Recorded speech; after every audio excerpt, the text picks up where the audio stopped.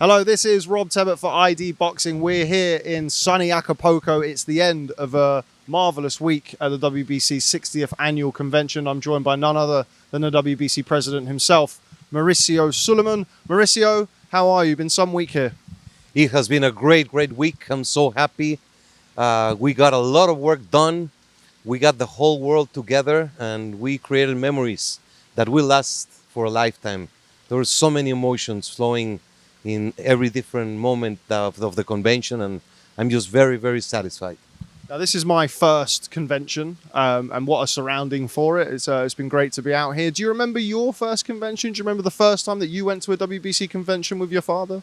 It was Mexico City, I believe 1980. That must have been the time. I remember Muhammad Ali was there. Larry Holmes and Jerry Cooney got into a fight in the lobby of the hotel, and my father was in the middle, and they threw a jab and it landed on my father's chin. So I perfectly remember that time. Did he have the famous Mexican chin, your father? Absolutely.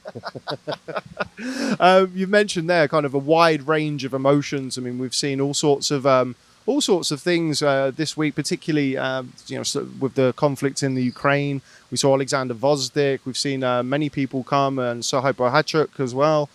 Just tell us, if you can, what it's meant to you to have those fighters and, of course, managers, promoters from the region here at a very difficult time for the country. It is a very sensitive matter.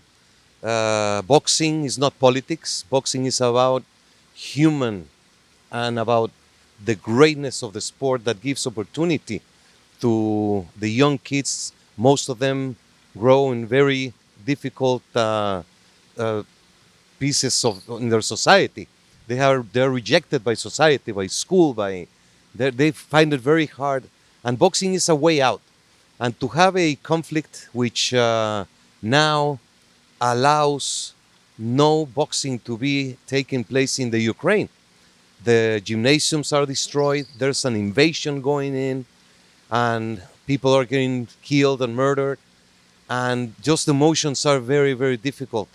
I feel very bad for the great Russian and Belarus boxing community.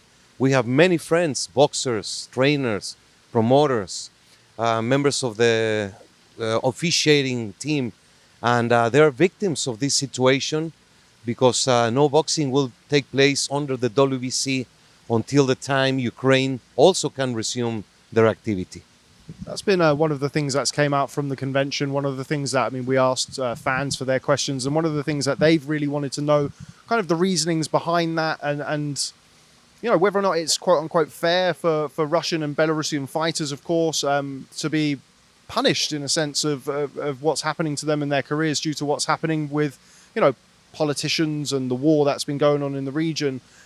Give us an explanation, if you can, as to the reasoning behind that. And do you understand why some may look at that and say that's not fair on the fighters? The WBC had a long journey with Nelson Mandela. We fought against discrimination, against apartheid. And it was a long journey, which eventually changed. It was a movement. The WBC was part of that movement. All other sports followed the veto to South Africa because of that regime that stayed for many years in that country. But this is different. We are talking about lives. We're talking about so many innocent people dying, kids, grandmothers, women, innocent men. Ukraine is a very important member of the WBC and the boxing community. Vitaly Klitschko was our champion. Vladimir Klitschko and him dominated the heavyweight division for a decade. We had already 2 conventions in the Ukraine. In 2018, we had a convention, and a fundraiser created the funds to build a sporting boxing complex. It was going to be open this year with our presence. It started last year to operate, and it was destroyed by a bomb. So have many other sporting facilities. I understand how Russian and Belarus fighters may feel this is an unjust decision because they are victims of the situation. And our heart cry also for them But we are in the possibility of working for peace. That's the wishes of everyone in the world. All the WBC members voted in favor. And there was no other option. We will not sanction any fights. We will not allow any fighter to fight for a WBC title. And they will not be ranked in the WBC. Just want to talk about, namely, the most prominent example would be Artur Beterbiev. Of course, is unified champion. He wears the WBC title. He fought for Russia in the Olympics. He's a Russian man, of course, now residing in Canada. What's the WBC stance on Artur Beterbiev? Of course, he is still, to my knowledge, the WBC champion. Why has he been seemingly exempt from this process? Because he has a Canadian citizenship. He has been living in Canada for 15 years. His kids were born in Canada. They have Canadian passport. They has a boxing license from Canada. So he is considered outside of that scenario. Any fighter from Russia in similar circumstances will be allowed. If they live in a different country, if they reject war, if they manifest that it's something that is exactly different from living in Russia and having a Russian boxing license and having, it's a different scenario. So we are open, and any fighter who has a case that wants to be reviewed, we will have a procedure to review any specific cases. Have you had fighters, managers, from the region reach out to you and petition to be exempt from that, or what would that process look like? How would a fighter go about that? Not yet. I received a call from Konstantin Tsiu, and it was a very amicable conversation. He's willing to work as a peace ambassador, to do activations. We are to promote and try to be a little piece of a movement to bring peace in that region, to bring peace in the world. I received a couple of emails from promoters. I have not had the time to respond and to start interacting, but I'm sure next week we will be addressing many of those.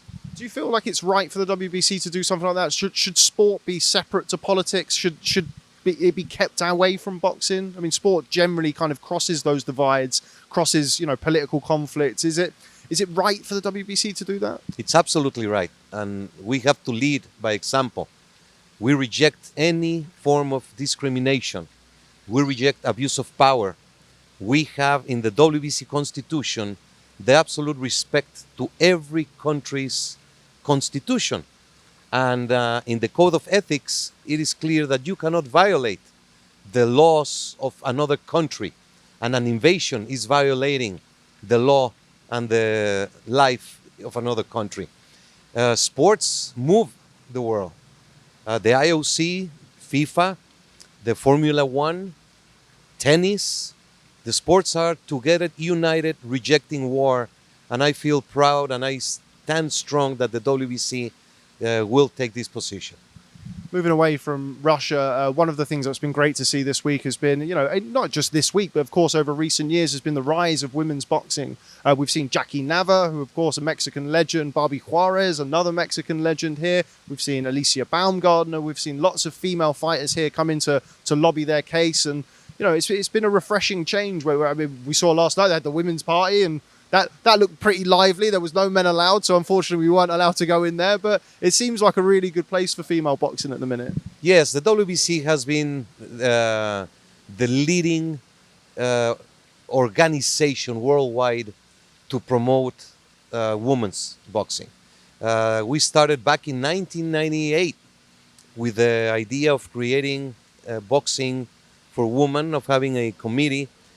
Boxing was banned legally in many countries for women. So we did a long effort. We created the championship in 2004. We have held 3 women's conventions, like this one, only for women. We have mediated and brought a wide platform for women to have a space with televisions, with networks, with platforms, with promoters. And this convention, we have ruled that every boxing card that has a WBC title must have at least one fight of women. And I'm so proud of them. The power of women is shown here. The Marlene Esparza, Alicia Baumgartner that were here, the Fundora, the legends from the past. We are very much into being right there with women and promoting the rights for them to make more money, to have more opportunities. This year has been unbelievable. Madison Square Garden sell out with Katie Taylor and Amanda Serrano. The O2 Arena sell out. Jackie Nava retiring after 20 years of boxing. So it's a great moment for women's boxing. One of the things I wanted to discuss, and of course you've just mentioned it there, about having a female fight on every card that has a WBC championship bout. Has that been approved now? As I recall it, it was going to be put to a vote. That vote has since happened, and that's going to be the case moving forwards. Yes, it has been approved, and we will start the process. So starting 2023, perhaps earlier, but that's going to be the mandate, and I feel very positive about that. There's some promoters who have more female fights on and more female fighters than others. Have you had any correspondences with other promoters who maybe don't have a huge depth of talent in the female code? Have you had any responses, either positive or negative, from them? And is it going to be something that needs monitoring on a case-by-case basis? Because some promoters don't have female rosters. They have predominantly male talent. What's been the response, if any, from any promoters that you've spoken to about this? Not yet. Only the promoters that are here. They're all very satisfied and supportive. Matchroom is a major supporter of women's boxing. Top Rank has been promoting women's boxing. Queensberry, Boxer. So I feel very confident that this resolution in Mexico, Sanfer and Promociones del Pueblo, I feel very confident it's a good resolution and will lead to more opportunities for women. If, for example, for whatever reason, it wasn't possible to have a female fight on a card, would the WBC consider, for example, withdrawing a sanctioning of a fight, a WBC championship fight, if it wasn't possible to get a female fight on a card? Would the WBC look to do that? It will be possible. All fights, all cards will have women's boxing. If a situation comes, we will deal with it then. But now, I'm confident and positive women will have their opportunity in every card. One of the things that's always following women's boxing around is the call for 3-minute rounds. And I know that's something that we've spoken about a lot in the past. And there's a lot of safety checks and a lot of different kind of mechanisms to go into something like that. Has the WBC considered that? Is that something that the WBC would consider moving forward, having 3-minute rounds for female fighters? Yeah, we did have that discussion at length in several panels during the convention. The medical workshop had that as a priority, and even the women that spoke in their panel. The WBC is about safety. We are the ones who, the modern rules of boxing are basically the WBC rules. We changed from 15 to 12 rounds. We introduced the women's category. We changed from a day of the day of the fight weigh-in to a day before. The precaution weigh-ins, the anti-doping, the medicals, there's so many things that we have today were not before. To go back and make a change, increasing the risk, I think it's going to be very difficult for the WBC to create a change. Women have a different physiognomy. I don't know if that's the right word. Physiology. The neck area is different from the men. The bone structure, the menstrual period. Yesterday we had a great report about lactic acid and how it affects in a much more deeper way women than men. And we will continue to fund a study at UCLA regarding the effects of dehydration and fatigue with the increasing risk for women in boxing. At this time, it was decided that no fights will be allowed for 3 minutes, and it was decided not to approve 12 rounds yet, because you will be adding 20% more action, and that's where the accidents could come into play. So it was a unanimous decision not to make any changes at this moment. Is that something that the WBC will continue to monitor moving forward with regards to the female codes? Yes, we are funding a research. And Jake Paul, he's a strong supporter of 3-minute rounds. So we offered him, come on, match the WBC funds for the research, and you can be part of the movement and see what technology, science, and especially the medical world can say about this. Jake Paul's a name that often pops up, and particularly recently, of course, he had his win over Anderson Silva. I think it was a week or 2 weeks ago. I don't know, very, very tired this week, as are you. The days are morphing together. Was he ranked this week? I know there was some discussion previously about him potentially entering the top 40. I was running around doing bits and pieces, so I think I missed the Cruiserweight rankings, which I think is where he would be ranked, should he be ranked. Was there any movement or development with Jake Paul this week? It's a good question. I don't know. We concentrated on the rankings, only the top 15, enabled to have a mandatory session with discussions. And I did petition the ratings committee to consider ranking Jake Paul. And I gave my arguments. I don't know if they took it or not, but that's a good question. I'll let you know as soon as we finish this interview. If he's to be ranked in the top 40, do you think that sends out the right message from the WBC, considering his, he's obviously a very immensely popular young man. He's doing things at a very early stage of his career that some haven't, but still he is very much a raw novice with little to no professional experience. Would it send out the right message for the WBC to rank somebody like Jake Paul, who in my opinion, my personal opinion, would, it would be something to do more with his profile than his standing in the sport currently after, I think, 5 professional fights? I have been closely following Jake Paul and Logan Paul. The WBC had a amateur belt when that big boxing card took place in England. That was 4 or 5 years ago. So we have been following him. He really trains. He really takes the sport seriously. He meets and respects the fighters in the gym and the sparring that he does. He has proven in the ring that he has great punching power. This last fight, I was very positively surprised about the boxing skills. He took some strong punches and took them. He has very good punching power, and his technique is good. I would like to see him fight a number 40, number 38, number 37, so we can really see the measurement against a ranked fighter. In my opinion, he has the level and the merits to be ranked, but I don't know if the rankings committee did support my petition or not.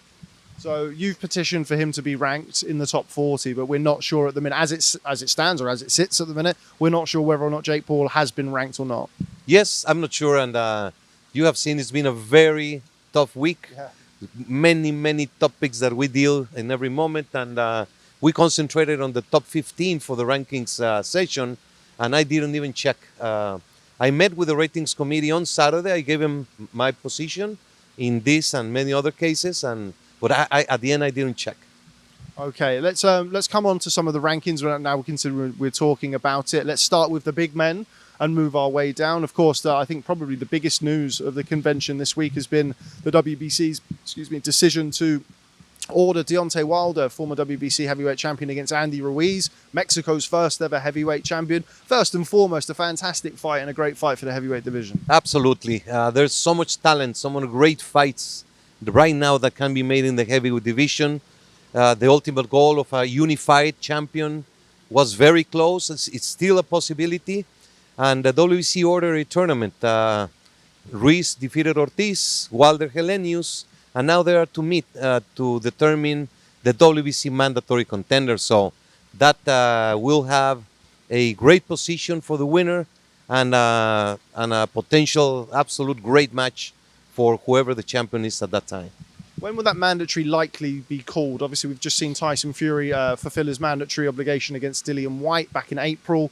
He's due to box in a matter of weeks. This year has flown by. In a matter of weeks against Derek Chisora. What sort of time frame are we looking at for the winner of Wilder Ruiz to face the winner of Tyson Fury versus Derek Chisora? Well, I would say next year, mid next year maybe. Fury has a fight December 3rd. Wilder, Ruiz need to take that fight and have a winner, and then we will assess what the time frame is like. Sorry, just distracted slightly by some of that. It's with taking everything down around us now here at the WBC convention. I think everybody's looking to get home. Just on Deontay Wilder, of course, he was a WBC champion for a long time, but he has lost 2 of his last 3 fights. The decision to keep him at number 1 in the rankings has been one that has caused some controversy. So a lot of fans have been asking about why Deontay Wilder retains a number 1 ranking, whereas, for example, Dillian Whyte, who fought Tyson Fury, went from the mandatory challenger to, I believe, number 7, currently ranking in the heavyweight division. Explain the process that keeps Deontay Wilder at number 1 following, obviously had the win over Robert Helenius, but he was on the back of 2 back-to-back stoppage losses to Tyson Fury in the last few years. Well, there are criteria in the rankings. There's levels of rankings. You have rankings when you have a fighter coming up, starting his career, and you have rankings of fighters that have established themselves, and they lose and they still remain in the mix. Deontay Wilder was a WBC champion for 5 years, 11 title defenses. He had a draw with Fury. He gave him the opportunity to fight. He lost to Fury, and then they had a rematch, which is one of the greatest fights I have seen and one of the greatest fights in recent history. He had Fury down twice. He had him hurt in the 10th round. So the value or the level of Wilder is unquestionable. And he just proved why he was ranked number 1 with a devastating knockout in 1 round. Dillian Whyte, he was the interim champion. He was knocked out by Povetkin. Then he knocked out Povetkin to regain his interim title. And he fought as the mandatory contender, didn't win a round, and was knocked out in 6 rounds by Fury. So there's a huge difference between those 2 cases. I will ask anyone who challenges why Wilder was or is number 1. I'll be very happy to do a debate and see who from the top of their list is better than Wilder. I don't see any case. We're, of course, waiting for the winner of Tyson Fury versus Derek Chisora, which we'll come on to. And there is a certain Alexander Usyk waiting in the wings for an undisputed fight. Just to confirm, would that take precedent, the undisputed heavyweight title fight over a mandatory? The winner of, Ruiz, obviously, is Ruiz versus Wilder, hasn't even got a date yet. But would that be the most likely outcome if Fury was to overcome Derek Chisora on December the 3rd, that we get the undisputed fight before a mandatory? I don't want to anticipate and speculate. But being practical, there are many variables that have not happened. Fury has to fight. Wilder and Ruiz have to fight. If Usyk and Fury is made, then the winner has to do the mandatory. There's several things that I cannot control, so it would be responsible for me to give a scenario.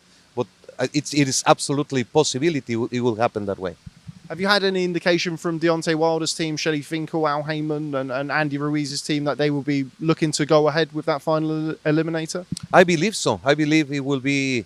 It is the most attractive fight for both of them, and the position that the winner gets is the most important position to become world champion. So it's a very doable fight, and there should not be any issues. On Tyson Fury, he's boxing Derek Chisora, a trilogy bout on December the 3rd. That's a fight that has come under a lot of scrutiny and a lot of criticism back home. The first 2 fights between Tyson Fury and Derek Chisora were convincing wins for Tyson Fury, particularly the second fight. Derek Chisora is somebody who's lost 3 of his last 4 fights. He hasn't fought under the WBC's banner since Dillian Whyte in December of 2018. Explain how he gets ranked as the WBC in the top 15. He had the win over Kubrat Pulev, but I think it's fair to say that hasn't gone down very well. Tyson Fury being given the opportunity to make a voluntary defense against somebody that not only has he beaten twice, but somebody who wasn't ranked by the WBC and hasn't fought under the WBC's banner since 4 years. No, Chisora is a fighter that has presence in the division, and he was ranked by the WBC. I will be happy to give you the breakdown of where he has been ranked, but he has been ranked for many years within the WBC. When he defeated Pulev, he entered the top 15 rank. So a champion has obligations, which is fight the mandatory defense, but they also have the benefits of being a champion and to do voluntary defenses. To criticize Tyson Fury that he defeated Wilder, White, and then to do a voluntary defense, I believe it's being a little bit too demanding on a champion who has had great activity against great opposition. Every champion makes voluntary defenses. And I support him. I support that fight. He could have just waited and because he tried to do Joshua. That's public. I saw that. I was witness that he wanted to fight Anthony Joshua. He wanted to fight Usyk. Usyk was not ready by the end of this year because he just had the rematch with Joshua. So to criticize it is not fair. But I understand we all want to see only the great fights. But those take time to build, and he has all the rights to make a voluntary defense. And Chisora is a fighter with a punch. He will be an interesting, I don't understand, they criticize, but they already sold out 60,000 tickets or maybe already more. So it's something that we support. Was Kubrat Pulev ranked by the WBC in the top 15 before Derek Chisora beat him? I'm not sure. That's too much information to handle, but I know Pulev is a highly regarded fighter. Chisora is a highly regarded fighter, so I don't see any major controversy in this case. Were there any attempts on behalf of Tyson Fury and his team to I mean, there is Kosobutsky, Frank Sanchez, I think Filip Hrgovic was another one who was mentioned. Were there any attempts from Tyson Fury's team, to your knowledge, to make those fights with other higher ranked WBC challengers? I don't know. That's a promotional matter. We were perfectly aware that they were trying to fight Joshua and Fury. I mean, Usyk. But then they came with a petition to do a voluntary defense against Chisora. Moving away from the heavyweight division, it's always something that we always end up spending quite a bit of time discussing, as is, of course, the Bridgerweight division, a new division created by the WBC. We've spoken about this on many occasions. How are you with the Bridgerweight? How do you feel it's going? I think it must be 18 months or so into kind of the Bridgerweight, I don't want to say Bridgerweight experiment, but let's say Bridgerweight experience. How happy are you? What things are you looking at with regards to the Bridgerweight division? I'm very happy. I wish there was more activity. Unfortunately, Rivas had his fight postponed 4 times. Now it's set for February in Poland. The silver champion from Russia, so he could not have activity. But there's great talent. All the fights that I have seen in Bridgerweight have been very competitive, very interesting, action-packed. These are small heavyweights fighting within a universe of not giving up so much advantage to the big heavyweights. So Bridgerweight is a reality, and I am sure it's going to bring many great fights in years to come. We spoke earlier on in the interview about, the WBC taking the lead on the clean boxing program, cutting from 15 rounds to 12, the weight management program, and other examples over the years. We spoke about the Bridgerweight division when the Bridgerweight division was first, at the inception of the Bridgerweight division. And one of the things that I asked about, and one of the questions that I had, was whether or not the WBA, the IBF, and the WBO would follow suit and ultimately create uniformity across the board. And I believe at the time, the response was that, we would take the lead and there would be discussions. And has there been any discussions? Has there been any movement from your counterparts at the WBO, the WBA, the IBF? Has there been any indication of them looking to also add a Bridgerweight division to their rankings? Well, the 4 presidents met in Puerto Rico early this year, and that's what they said. They would like to monitor the movement on how the WBC goes, and then they will make their decision. But that's their decision. That's their prerogative. So we are convinced of the Bridgerweight division, and we'll see what happens. Does the lack of depth in the division concern you at the minute? I mean, a lot of fighters will go from cruiserweight and they look, we all know the heavyweight division is the glamour division of the sport. It's the marquee division. It brings the biggest paydays. People want to fight for their heavyweight championship of the world. Is that a concern to you that we don't really have that depth of talent at the Bridgerweight division that we have in other divisions? Not at all. It's a process. The Cruiserweight division was like that. The WBC created the Cruiserweight division because in the past you moved from light heavyweight, 175, to heavyweight. And human beings have become much more bigger and stronger. That's why the Cruiserweight was created. At the beginning, it was the same resistance as we are experiencing in Bridgerweight. But Cruiserweight gave the world Evander Holyfield, Usyk, and so many other great fighters that take that bridge to get their body ready and prepared for the next step. What's the latest with regards to the WBC moving the weight categories from 200 pounds to 190 pounds? That was something that was discussed at the inception of the division. What's the latest with that? We have not gone into that process. We are going to have more activity in the Bridgerweight now that a few things have been resolved. Some fights have been ordered. And there's some fighters that my personal wish would be to come down again to 190. Because the distance between light heavyweight and Bridger is 25 pounds. It's a lot of difference. So that's something that we are still looking into it, but we're not going to rush it. Moving on to the Cruiserweight division. Let me give you an example. BoxRec, for some reason, they don't want to list Bridgerweight. So I don't understand any changes that come into the world. There's resistance. For some reason, they do not list it. So if we list a change in a weight category, I wonder what they're going to do also, you know. So those type of things are obstacles, but those will be overcome. Yeah, well, we look forward to seeing that. I think it's still very early days, of course, with the Bridgerweight division. So we look forward to seeing how that plans out. And I'll be sure to check in with you and see any further developments. Onto the Cruiserweight division. And one of the kind of most... I think, I don't want to say it went under the radar. It's obviously been a week where there's been a lot of news, but a certain Julio Cesar Cruz made history this week as the first fighter to be based in Cuba and be ranked by the WBC, of course, at Cruiserweight. He's not in the top 15 because he's boxing 8-rounders, but he has been added into the top 40 due to he's been one of the greatest amateur boxers in the history of the sport. But, you know, a groundbreaking moment for the sport, seeing somebody like Julio Cruz, who is revered worldwide for his amateur skills, finally get a professional ranking while residing in his homeland of Cuba. Yes, this is a time to understand the Cuban fighters have become professional. They're fighting professionally.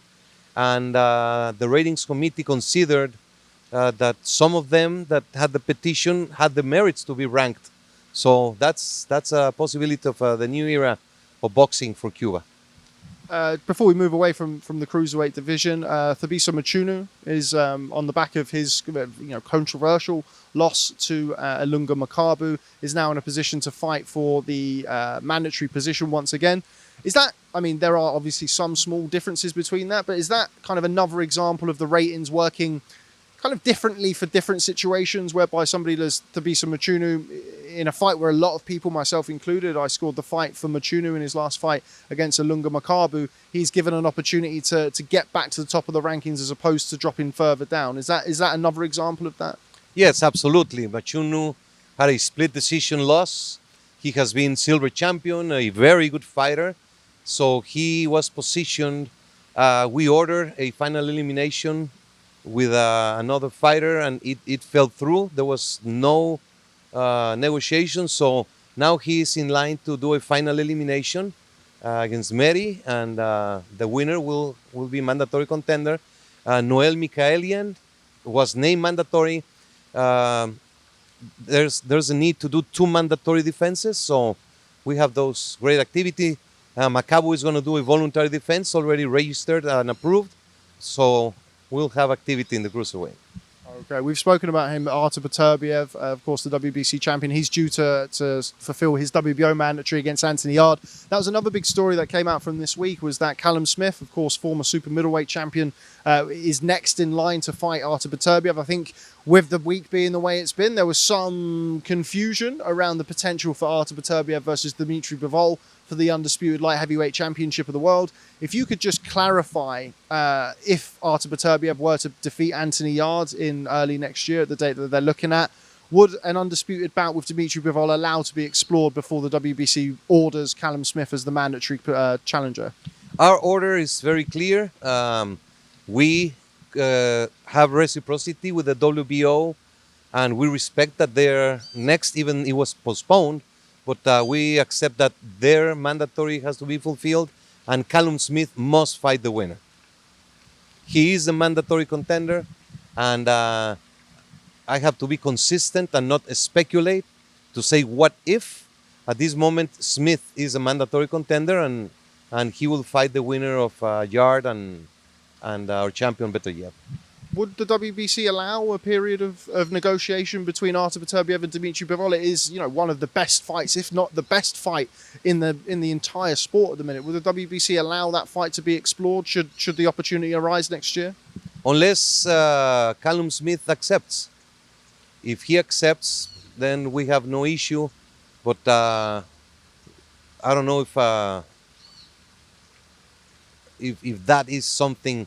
As I said, I don't like to speculate. Our resolution is clear, and the winner must fight our mandatory challenger. If a scenario is presented, we will address it. So just to kind of clarify that finally, Callum Smith would have to essentially give permission to step aside, whether he takes step aside money, he takes an interim fight, whatever that may be. Callum Smith would have to be satisfied for a period of negotiations to take place. Probably. Probably? Probably. I don't know if Callum Smith... If he... But I don't go into ifs, remember. No. I understand with the heavyweight division, that's one thing. This one is a little bit clearer. So this one is a little bit clearer in a sense of... Yeah, but Bivol is from Russia. So Bivol is from Russia, we don't know his real status. Right. At this moment, the way it is portrayed, it's that he's from Russia with Russian license, living in Russia. So if there's a time that there's some petition, we will look into it. But at this time, our decision is Callum Smith is a mandatory. We allow the WBO to go first, and then ours is next. So Dmitry Bivol is a Russian license. He is half Korean, he's half Moldovan, but he's considered by the WBC, unlike Artur Beterbiev, who has Canadian residency, Dmitry Bivol is considered by the WBC to be a Russian fighter and therefore unable to participate in WBC sanctioned events. That is correct. We have not been approached any time to review his specific case. When we had Beterbiev, they approached us and they send us all the documents for us to make a decision. Same with a Venetian, who is Armenian and was listed as Russian. So we take and we do the due process, but from Bivol we have not received any petition at all. So with all of that information in hand, should Artur Beterbiev defeat Anthony Yarde and decide to box Dmitry Bivol, it would have to take place without the WBC title. You are so stubborn. That's why you like me. You keep on the same. I said it 4 different times. You're getting into the corner, but I'm defending back. Callum Smith is a mandatory contender to face the winner of Yarde against Beterbiev. If something different is then portrayed, petitioned, discussed, we will deal with it then. Okay, that's very clear. Thank you very much. Mauricio likes it when I get him into the corner. He doesn't mind. Super middleweight division, of course, Canelo Alvarez, somebody that we were expecting to see hopefully this week. I guess a general update on Canelo. Of course, he's been back in the ring, a successful victory over Gennady Golovkin. He has since announced that he has a hand injury. He's required surgery on his hand. How is Canelo? I know he's somebody that you and the WBC have had a long-standing relationship with since his early days before becoming a champion at 154 pounds. How is he? He's doing very well. He was scheduled to be here, but he had the surgery in his hand, and it was very successful. So instead of long, prolonged brace that he had to wear, he was taken off with 2 weeks advance, and the rehab has to be consistent with special equipment. So that is the reason he couldn't come, and we will know his status in some time, maybe a month, to see how he's healing and what will be the next steps. In the meantime, we have ordered Plant to fight interim champion It's a great fight. Benavidez. So it's a great fight, and that will be the mandatory challenger of the division for the WBC. Let's just talk about that fight again. One of the big fights that's been discussed this week. I think Plant and Benavidez they're not the biggest fans of each other. I think it's fair to say. We spoke to your friend Sampson Lewkowicz, who you've had some sparring with, talking about getting backed into a corner. I think you fought your way out of that one pretty well with your friend Sampson. But Caleb Plant and David Benavidez, a tremendous fight, and one that I'm very much looking forward to, as I'm sure you are. Yes, it is a great match, and that's what we try to do. We have everything open discussions on the floor. Anyone can put up a argument or a petition, and the idea is to have the best fights available. The mandatory contender is a very important piece in the boxing world. The WBC introduced this rule to have a mandatory contender so the champion cannot duck the great prospects coming up. Archie Moore had to wait 7 years to fight for the title. Mantequilla Nápoles 6 years to fight for the title. So this mandatory is the great way for the best challenger to get an opportunity to fight for the title. But it can be abused. This rule can be abused when you name someone that is not the top contender to be the mandatory. Sometimes legalities get into the way, and sometimes simple, unproven challenges get to that position. And our main priority is to have the mandatory contender to be the best challenger available to compete for the title. So that I'm very happy about this division. With Canelo Alvarez, he of course won the WBC title against Callum Smith. It feels like an eternity ago. At the end of 2020, he then had to defend against Avni Yildirim. I remember you not being particularly impressed with the performance of Avni Yildirim there. Is that an example of the mandatory system not working in the best interest of the sport? Yes, that's a perfect example. Yildirim became mandatory when he had a controversial loss with Dirrell by a cut. He received the WBC letter appointing him mandatory to fight the winner of Dirrell Benavidez. Benavidez became champion. Then Dirrell was gonna, Avni was gonna fight. The opponent didn't show up. Then Benavidez lost the title on the scale. The title became vacant.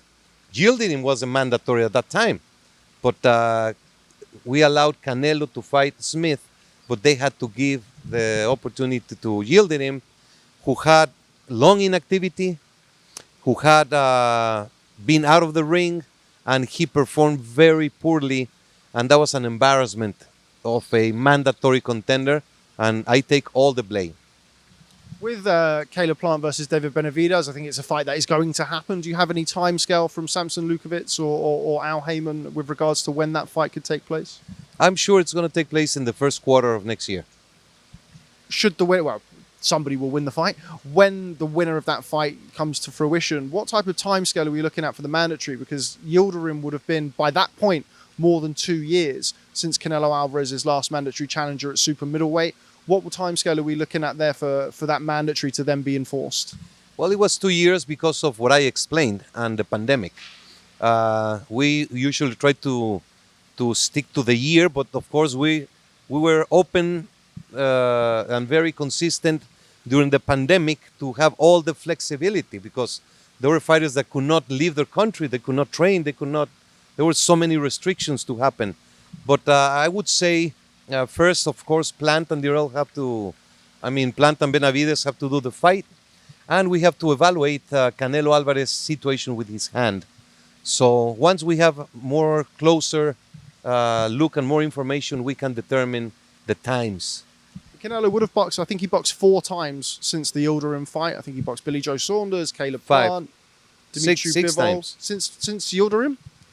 Oh, Yildirim. So he boxed Yildirim, then he boxed Billy Joe Saunders in the May, Caleb Plant in the September, Then he boxed Dmitry Bivol again in the May and Gennady Golovkin this past September. So he's boxed 4 times since then. So would the WBC, I mean, that's a lot of activity in that period of time. Admittedly, you know, the rest of boxing didn't have a great period of activity, but Canelo Alvarez did. He was able to be very active during that period of time. Would the WBC look to, because what we don't want, and we've had this in the past, particularly I remember a few years ago in the lightweight division with Mikey Garcia, and then when you get mandatories and interim bouts and you get people backed up for a long period of time, it holds up the sport quite a lot. Would the WBC look to kind of enforce a mandatory sooner rather than later in order to stop, you know, multiple belts, people's careers being held up? Would that be something that you'd look to do? Yeah, that we always do. But we have that administration of case by case. You cannot hold everything. There's different circumstances surrounding every single division. But we have now ordered a fight for the mandatory position. And Canelo is a champion. He was allowed to move up in light heavyweight and then return to defend his championship. So he's been very active. He has not been docking anyone. He unified the title back to back to back, defeating 3 undefeated champions. So I feel very comfortable on the progress in specifically in this division. Before we move on, I mentioned his name there, Sampson Lewkowicz. I spoke to him. We did about half an hour interview yesterday. Very interesting character. If you don't know Sampson Lewkowicz... How did you manage only half an hour? I know. I only asked him one question.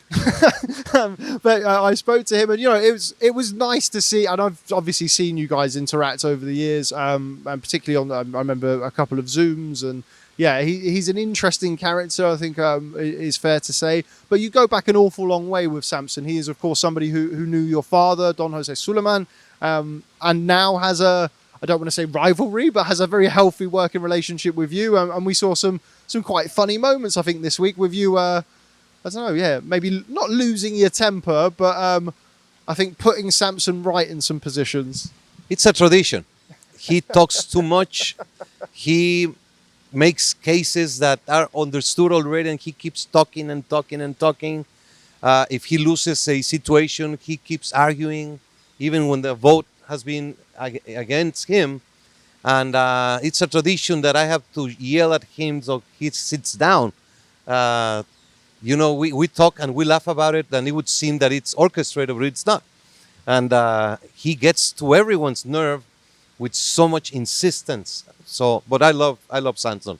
He's a tremendous manager, promoter. He represents his fighters in the best way, and he's honorable. I like him very much. He told me that he first met you when you were 8 years old. Do you remember, meeting him when you were young? He was a salesman, cameras. So in New York, my father, his passion was photography, and he would always go to Sampson's shop. And my father would be there maybe to buy a flash or some camera rolls, and he left always the store with a new camera, with a camera case, with a CD player, with a television. The best salesman in the world is Sampson Lewkowicz, LLC. Yeah, he is an excellent salesman, and if you haven't seen some of Mauricio and Sampson Lewkowicz's interactions, jousts, duels, whatever you want to call them, then check out ID Boxing for the ratings and mandatory sessions that we've seen this past week. But a very interesting character, as is, of course, the WBC's middleweight champion, Jermall Charlo, who we were expecting to come down here to Acapulco. What's his current situation? He's another fighter who has been inactive. I don't think he's boxed in the last, I think it's been 18 months or so that he's been out. He, of course, had a back injury in the middle of last year. What's the status of Jermall Charlo at the minute? We saw Carlos Adames here, who was hoping to become mandatory. That didn't come to fruition for him. I think he's going to have an interim fight. What's the status with Jermall Charlo and, of course, the rest of the 160-pound division? Well, Charlo was supposed to be here. He had a couple of fights scheduled.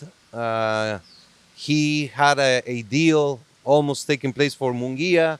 That fell through, and then he injured his back. He's a tremendous champion, very dear champion for us. That's why we ordered an interim title. And Adames won that title.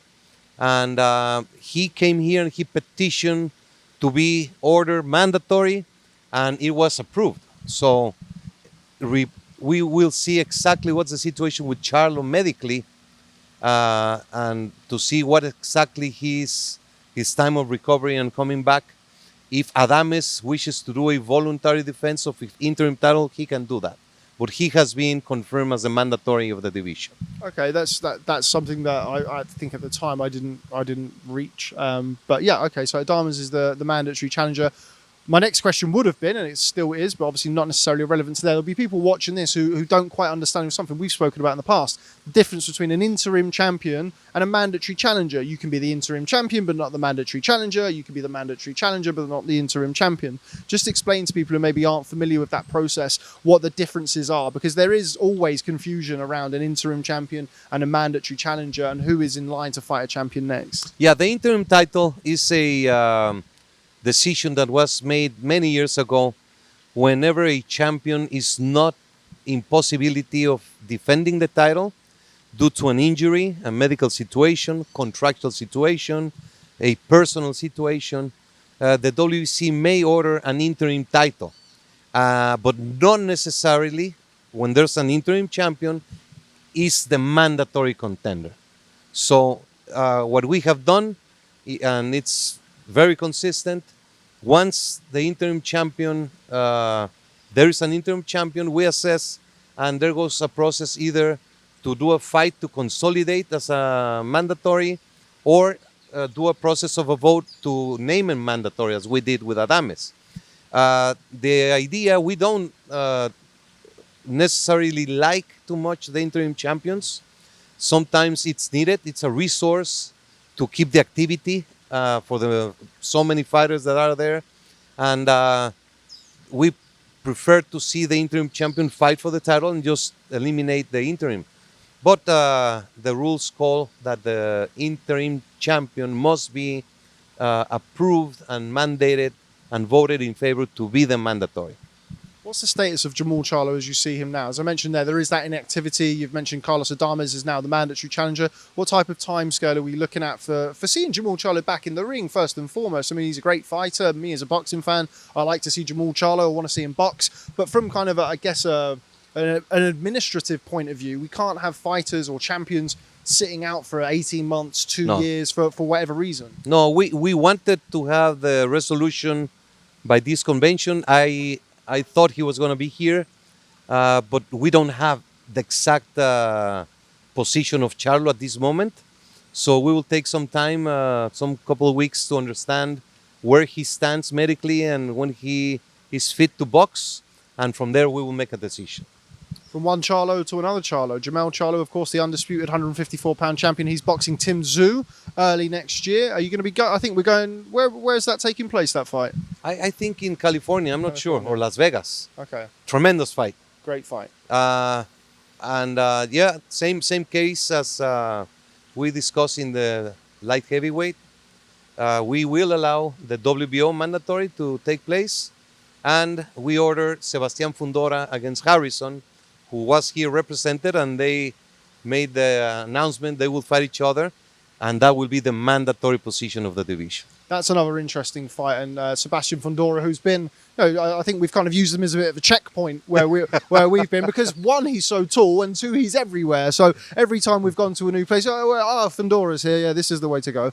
So that's been quite refreshing for us to have that. But in all seriousness, a great fight between him and Tony Harrison. Of course, Sebastian Fundora, represented by your old friend, Mr. Lewkowicz. There was some consternation as to the availability of Tony Harrison, which was, I guess, rebutted by Alicia Baumgardner, the WBC's 130-pound women's champion. She claims that Tony Harrison is available. He is, of course, her trainer. Sampson, yesterday, in true Sampson fashion, rebutted that to me and said, no, he's not available. I know he's not available. What's the latest with that? What sort of timescale are we looking at for that fight to take place, if that fight takes place? Well, this is news, so our information is that he was available and they agreed to do the fight. We will see. Is that just Sampson being Sampson? Probably. It has happened in the past with others, not only Sampson, that the information when a fighter is not represented or present, there's information or the hype of the moment. But if he's not available, if we have to adjust that ruling, we will send that to the Board of Governors for a vote.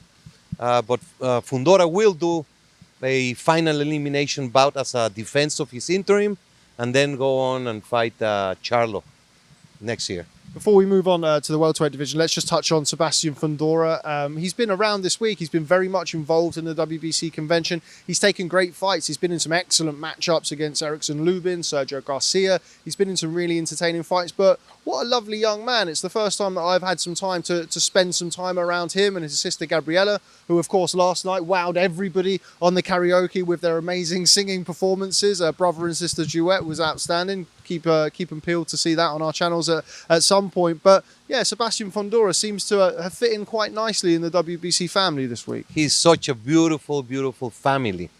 The father, the sister, Sebastian, they represent the best of a boxer.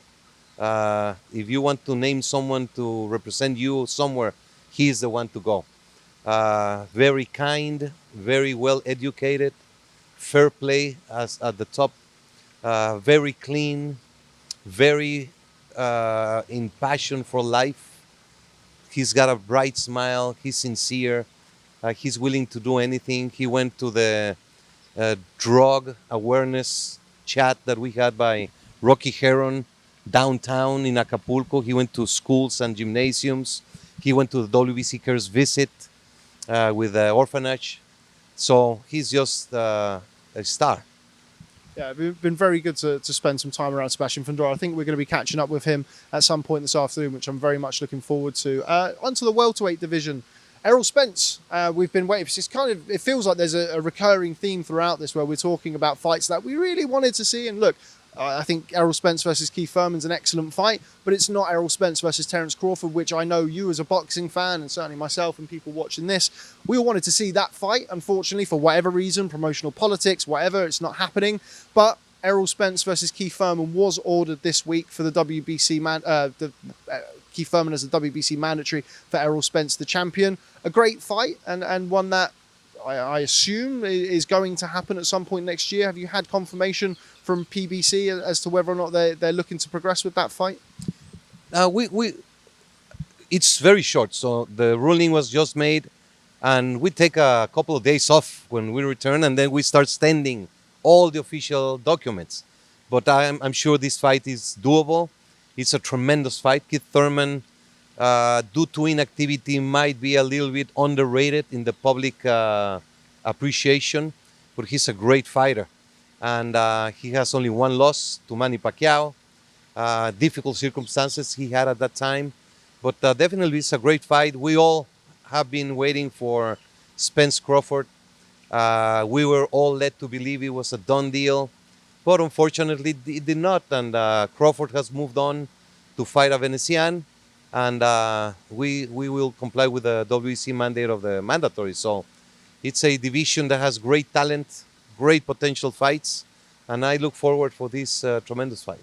One name that's kind of synonymous with the 147-pound division over the last 10 years, a certain Showtime Shawn Porter, who, again, last night was serenading us all with Sebastian Fundora and also Riddick Bowe, Big Daddy Bowe. They were doing Candyman. That was one of those moments where you kind of look at it and go, is this really happening? Like, am I really seeing Riddick Bowe? And even him and Fundora, it's kind of... But anyway, Shawn Porter was here this week. He opened up with the opening ceremony, gave a fantastic motivational speech about what it meant to be a WBC champion. We interviewed Shawn and we spoke about, the differences between how he felt winning, with all due respect to the IBF, and how he spoke on stage about winning that WBC title against Danny Garcia. And he has become somebody who's a strong representative of the WBC and somebody who I know has really enjoyed his week here, and I'm sure you've enjoyed having him. Yes, he's a tremendous role model, and that speech, that blew me out. That is what we live for, to understand the appreciation that boxers have for the WBC. Because the WBC is all about the boxer, before, during, and after the years of glory. We are with the amateurs, we are with the upcoming fighters, 4-rounders, 6-rounders, we are with the contenders, with the champions, with the great champions of the moment. But most importantly, when they retire, they remain to be in our family. Shawn Porter just retired this year.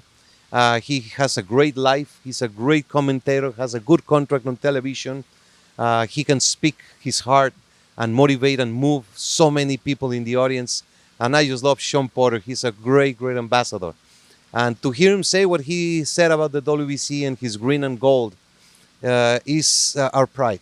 The WBC is Muhammad Ali, Mike Tyson, Sugar Ray, Hagler, Hearns, Duran, Chavez, Mayweather, Canelo, Pacquiao, but also our champions of today. So I'm very proud, and the loyalty that we receive from the boxing family around the world is unparalleled. Final one on the welterweight division. I think it was, what date are we on now? It was about a month ago that we were in London preparing for a huge fight at the O2 Arena between Chris Eubank Jr. and Conor Benn. That was destroyed out of nowhere due to at the time, what was reported as an adverse analytical finding in Conor Benn's VADA sample. It has since been reported that he did also fail a clean boxing program test with the WBC.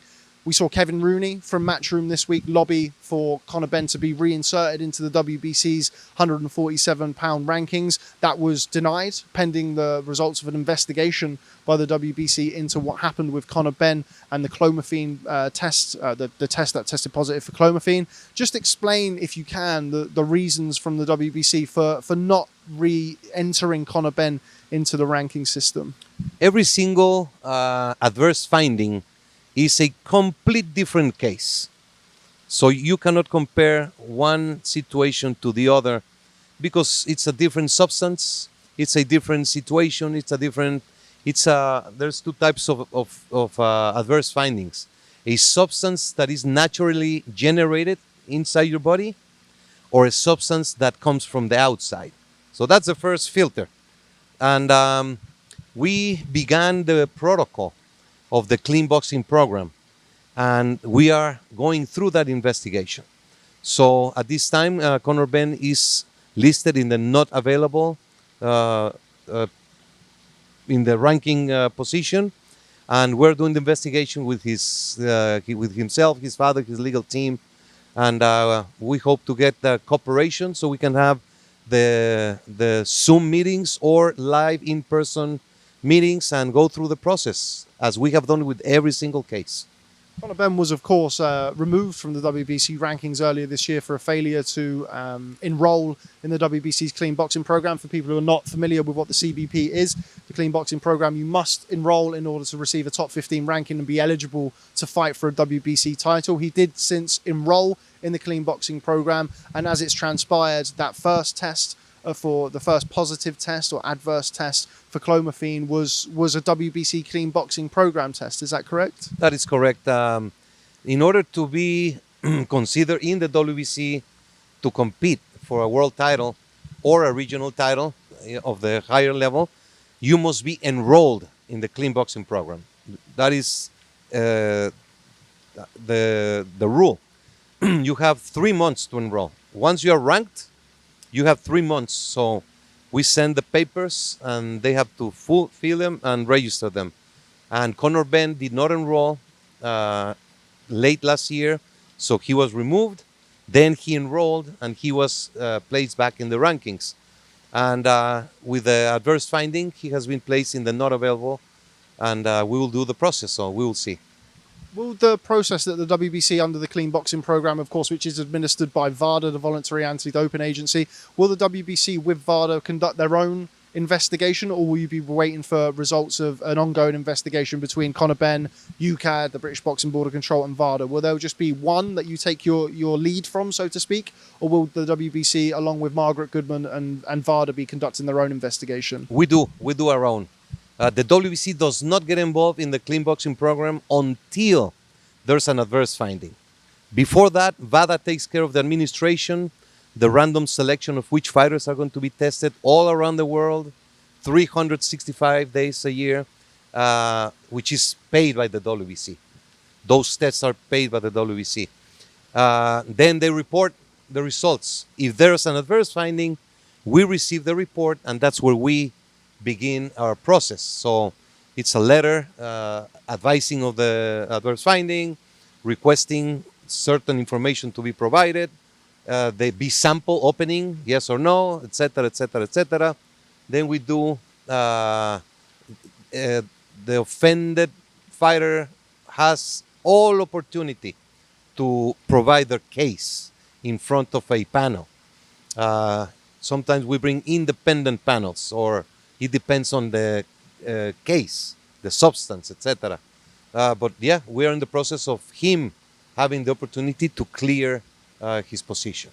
And with that, in light of that, what you've just said there, with regards to him having the opportunity, and look, everybody has the opportunity to clear their name and prove that they're a clean athlete, and everybody has a right to a due process. You've mentioned there about the B sample. Has the B sample been requested by the WBC to be tested? Has it been requested from Conor Benn's team? What's the situation with the B sample of the test? I believe that is finished. The B sample process has been finished. I am not fully in depth with all the details, but I know we are in the process, and I know we're going to be having hearings, maybe one or several, with Ben and his team. That's the next process. You say that the B sample process has finished, so it has been tested. Are you privy to the information and the details of that test? I'm not sure. It was confirmed, but I know we are now in the other process. We have a team, a management team that runs through the protocol, and I just get involved when they inform me of. I usually participate in those hearings, but at this time we're just waiting for the hearing to take place. So with that in mind, if you're on to kind of the next stage of it, it would suggest to me that the B sample has been tested and has been returned as positive. Again, question. It's a serious matter of the sport that has to be addressed in a very detailed way. We are very seriously addressing it. Of course. And there is no better person placed to. I mean, I'm a huge advocate of the clean boxing program, as you know. Yes, and I believe that these instances deserve high scrutiny and more. You know, there's more questions on this than there is for a mandatory or a rating or something like that, because this is serious. This isn't baseball. This isn't football. This is serious. So that's why the follow-up question, just to try and give as much clarity as possible. The only thing is, doping is a very delicate situation. Sure, I understand. And you can label someone, and that label stay with them for life. We believe in the innocence of every single offender, if that's how you say it. I don't want to say a wrong word. Every single adverse finding, there's a fighter that is involved. We believe in the innocence. And if they cannot prove their innocence, and the science and the discoveries show differently, then we assess the penalties. But when you label someone, it's a very complicated matter. Canelo is labeled as a cheat by those who don't like him, because of the clenbuterol adverse finding when he was going to fight the rematch with Triple G. So everyone understands that substance is coming out of your body. You don't generate it. And that substance comes from meat that Mexico, China, El Salvador, and a few other countries have a big problem with it, because the cows, they're fed with this clenbuterol, which by them having it turns the fat into muscle. So a cow becomes bigger and more, the weight is greater, so they sell for more money. In Mexico, we have a big problem of clenbuterol. You have been here. Maybe if you do a testing, maybe you are positive for clenbuterol. So with that problem, there was a soccer World Cup in 2011. Out of the 200 tests from players of all over the world, about 160 turned positive. Same in the Olympic and same in other sports, in baseball. So WADA, the World Anti-Doping Agency, which is the one that has the lists of prohibited substances, they move the threshold.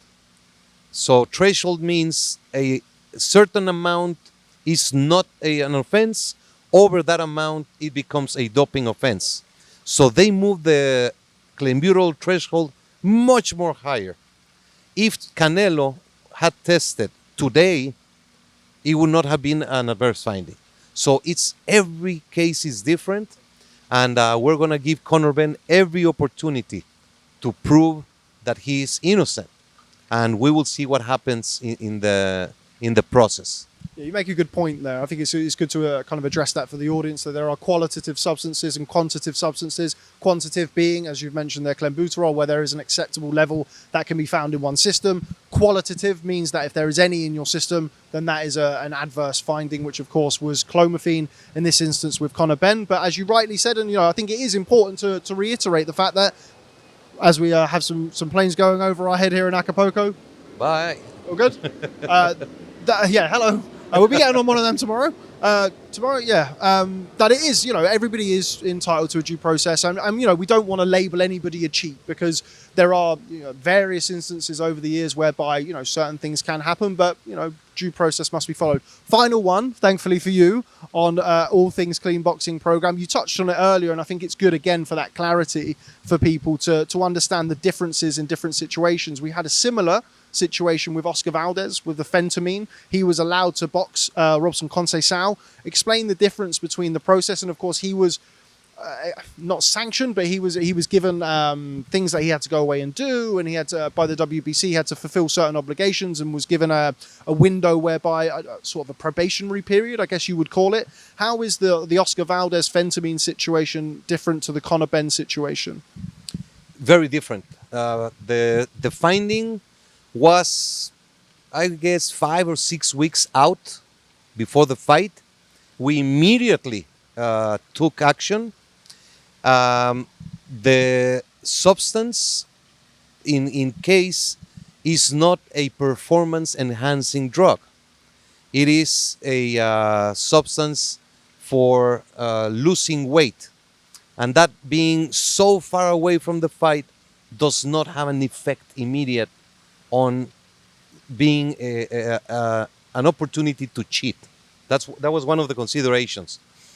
We held several meetings. I'm trying to think of the word, I forgot. The meetings, and the local boxing commission got involved. The USA authorities got involved. So they cleared Valdez to fight. Both the ABC, the Association of Boxing Commissions, and the local commission where the fight took place.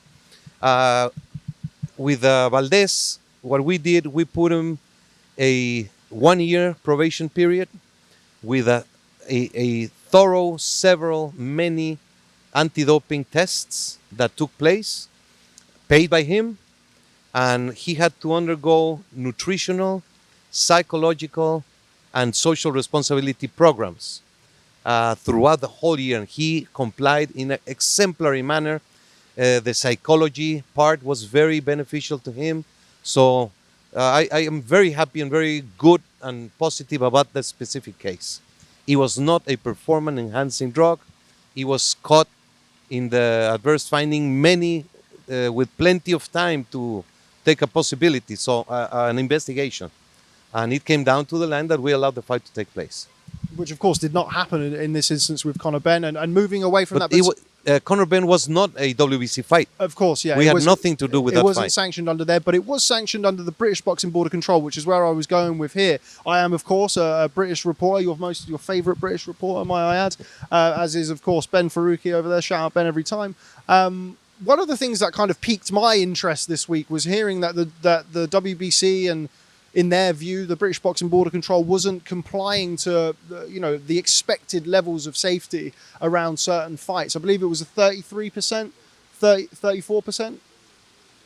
Yeah, of compliance with regards to the health and safety regulations around British Boxing Board of Control sanctioned contests. Just give us an insight into what that means, what the British Boxing Board of Control perhaps aren't doing that the WBC would like them to do, what they potentially need to work on, and why that was given to the British Boxing Board of Control. Well, that is a report which is numbers. As a boxing record, just the numbers don't give you the full picture. The British Boxing Board of Control is the most active entity in the world of the sport. And they have their own medicals and their own internal processes and rules. When the WBC comes into sanctioning a fight in their jurisdiction, our medical standards are different from the BBBOC in a few categories, not not dramatically different. But the British Boxing Board of Control does not accept some of our requirements, or we do accept the requirements. I think this is mostly administrative because of the communications with the so many documents that they have to deal with, because they do control not only championship fights, but every single fight, 4-rounders, 6-rounders, all over the nation. And I believe it's more administrative than factual. In fact, the British Boxing Board of Control was awarded the Federation of the Year by the WBC. I had a great meeting with Charlie Giles. I had communication with Robert Smith. And what we're going to do is address specifically those points that our medical committee has regarding those topics. So I don't see it a major issue. It's just the 30, 14, 7-day weigh-in by the WBC. The British has a 3-day weigh-in. It's a little differences. The MRI, the blood work. The blood work for us is 6 months. For them, it's 1 year. So it's those type of matters. But I don't feel any major situation, and we have addressed it, and we will correct that. While we're on the topic of fighter safety and kind of administrative and trying to improve fighter safety, of course, while we were here, I believe it was on the first night or maybe the second night, we saw David Morrell and Aidos Yerbossynuly, a tragic ending to that fight. Yerbossynuly, of course, still remains in a coma. There was no oxygen administered to him while he was in the ring. That's something that, following the tragedy that we had over in the UK with Chris Eubank and Michael Watson many years ago, that was made mandatory by the British Boxing Board of Control. That wasn't the case in this bout. I'm of course not a doctor or a neurologist, but I understand that oxygen and getting oxygen to a fighter in a stricken state is something that significantly aids and helps them with the recovery process. Is that something that the WBC do? Is that something that the WBC would look to do and enforce for fights? Well, I am not familiar with that fight because it was not a WBC event. And it's more a general question of somebody. yeah. The WBC. When we're talking about the rules, the modern rules, we strongly participated in the process of mandating medical equipment at ringside for every event, mandating 2 ambulances, mandating the amount of doctors that had to be in ringside, the anti-doping, and several things. There's I don't know what happened in that precise fight, but the golden hour is when the fighter is taken with an injury to the hospital and intervened. Is the golden hour. If you do that within the hour, there are high levels of being able to save the life. I don't know if he took the golden hour. I hope yes, but I don't know. If there was no oxygen, what we usually do in every country where we go, we have meetings with the local commission, review the things that have to do with the WBC, medical equipment, ambulances. Sometimes some commissions are too defensive of their work, do not allow intercommunication. They take offense if you ask if they have those or not. But we always try to have the safest and the less risk for the fighters when they go into the ring. We pray that the Kazakhstan boxer recovers. It's an accident of the ring, and it's something that makes us work even more to find ways of finding what could have gone wrong to prevent for the future. Yeah, I think it's very well said, and it certainly wasn't something, we're not having a go at the commission or the promoter of the event, of course. It's just something that I think, again, similar to the doping situation, that, requires certain levels of care and intrigue into. Moving down to the super lightweight division, we are getting there. Thank you so much, Mauricio, for all of your generosity with your time here. We are getting through this super lightweight division.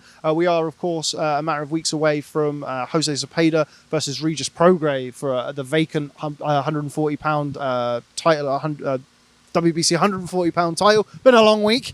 What a fight, first and foremost, and one that I know that you'll be looking forward to. Sensational fight. I'm very much looking forward to it. Zepeda was going to fight Ramirez in a great rematch.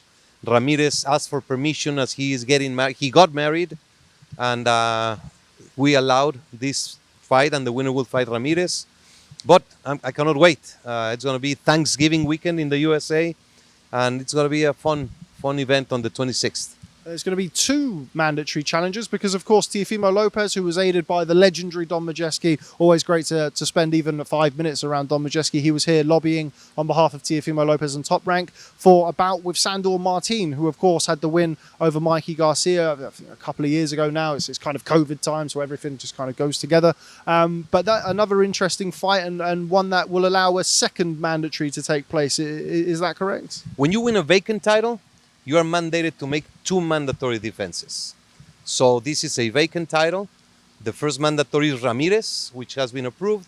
The second one, we order a final elimination, Teofimo Lopez against Sandor Martin, who was the highest available contender next to Teofimo. Okay. 2 mandatory titles for a vacant bout? Is that something that's new? No. That has been the rule of the WBC consistently. Canelo had Yildirim and... Then he went on to do all unifications. Okay, so mandatory should be due then, no? I'm sorry? The mandatory should be due then, no? No, because you have to use common sense. Saunders, Plant are bigger than a mandatory. So if you use that, then it's no issue. Okay, we're back. We're getting through it. We're getting through it again. The lightweight division. Vasily Lomachenko and Devin Haney. Devin Haney, of course, the WBC's champion. First and foremost, that's probably the weight class over the years, the lightweight division. That even more so, I think, than heavyweight, that we've had probably most discussions about right the way back to kind of the earlier days of Mikey Garcia at 135 pounds. But there seems to be a little bit of clarity for the first time in the 135 pound division. Would you agree? There seems to be kind of all the ducks in order, so to speak, as we call it. Yeah, the franchise designation made this possible. Due to the franchise designation... I was giving him the opportunity to say, I knew he couldn't wait to say that. Due to that franchise designation, we had unbelievable activity in the lightweight division. And now we have one undisputed champion. And now nobody's screaming or criticizing or thinking of something wrong when it did very well. So I'm proud of it. And Devin Haney, undisputed champion. He came from the WBC Youth World title many years ago to now be the undisputed. It's a great example.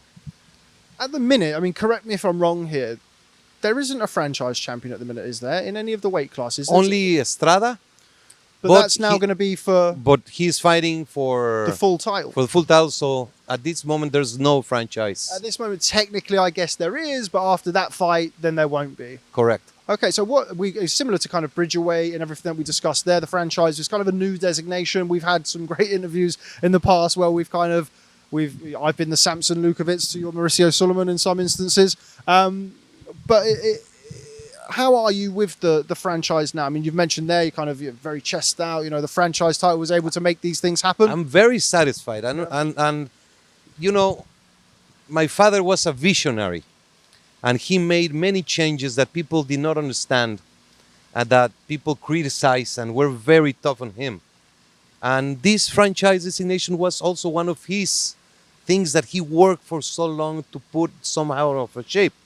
So I feel very satisfied. The lightweight division was a perfect example. With that process, it came to do many great fights. With the designation allowed Estrada to do the third fight with Chocolatito. So I'm very satisfied. As I promised, it was nothing that we were going to push and put everywhere in every division. Right now, there's none. And maybe there will not be anymore. I don't know.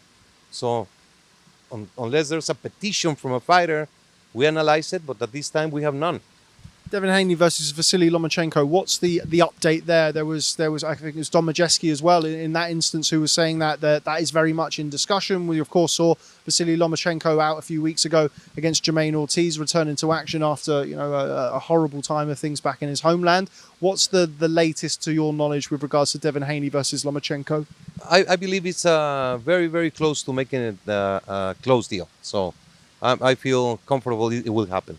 Okay, and of course the fight that was ordered beneath that, Shakur Stevenson versus Isaac Cruz.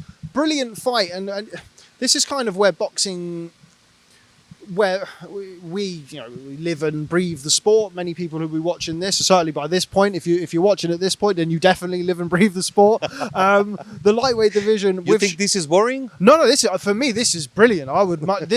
We'd speak to you all day, but Mauricio has a life. I don't. But the mandatory with Shakur Stevenson and Isaac Cruz, on paper, brilliant fight. In reality, top rank, PBC. Do the WBC consider political issues or promotional issues when ordering fights? Because I don't really see that fight happening. I don't see a course of events where Shakur Stevenson and Isaac Cruz happens. I may be wrong. I hope I am wrong. It's a brilliant fight. It'd be great for the division. But as the president of the WBC, do you pay any attention to that? Does that factor in a part of your process when you're ordering fights? No, not really. That would be a tremendous injustice. We did our job. We ordered the best two lightweights challengers to fight each other for the mandatory position. Now you do your job. Don't look for excuses, and you pressure the promoters to do it. If you change your mind and instead of saying, I don't see it happening because of this, you say, this must happen and the promoters must get together, the fans want this, and encourage everyone to speak out and make it happen. I'm merely one man, Mauricio. I'll try my best. But, I mean, in reality, you have all of the belts at top rank. You have Shakur Stevenson, who's at top rank. That seems to me to be the likely route that it's going to go. That's not me, that's not me being pragmatic or being negative. If Shakur Stevenson pulls out of that fight, Isaac Cruz might be named mandatory. When would that mandatory be due? Because you could have immediately. It would be immediately. The winner of Lomachenko and Haney has to do the WBC mandatory.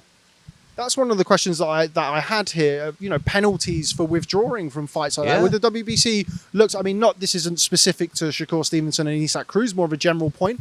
But would you have a situation whereby you would withdraw somebody from the rankings if they were to turn down a final eliminator and go and fight? I know it would be if they were going and fight under a different jurisdiction, that would be the case.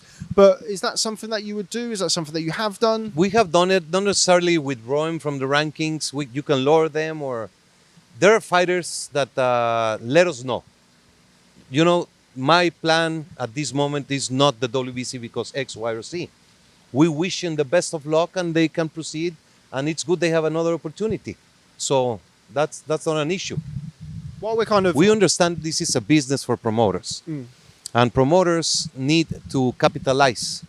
So they look for championship fights, and sometimes their opportunities at the moment are through another organization. We respect that.